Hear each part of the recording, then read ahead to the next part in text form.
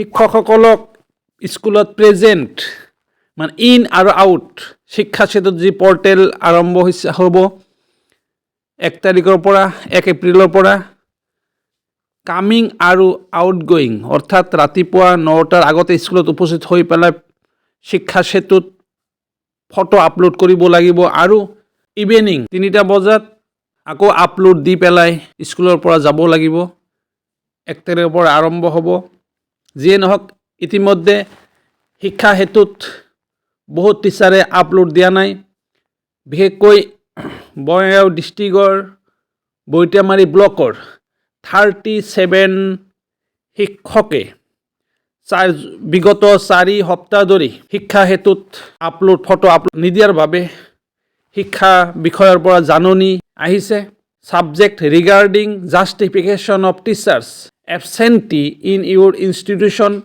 বিদ্যালয়ৰ হেডলৈ পত্ৰ প্ৰেৰণ কৰিছে to the principal or head teacher subject আছিল ইতিমধ্যে উল্লেখ কৰিছোঁ আকৌ কৈছোঁ subject regarding justification of teachers absentee in your institution মই অলপ মাতি দিছোঁ sir madam with reference to subject cited above it is already known to you that teachers attendance through Shiksha Setu mobile application is mandatory as per GOVT notification, but it is come to the notice of the undersigned that teachers as list enclosed herewith is found absent in your school more than 4 weeks, which is recorded in Shiksha Setu portal. Therefore, you are asked to submit justification report to the undersigned on or before 31st March 2024 for the absentee teachers.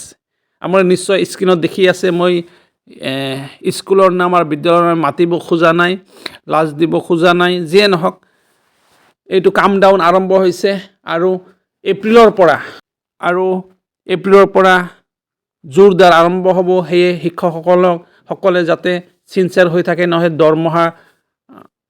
দৰমহা কাটা যাব পাৰে যিয়ে নহওক আশা কৰোঁ সমূহ শিক্ষকে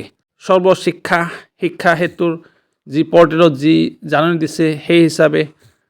পালন কৰি বিদ্যালয়ত উপস্থিত হওক এইখিনি কামনা কৰি আজিৰ ভিডিঅ' সামৰিছোঁ জয় আই অসম।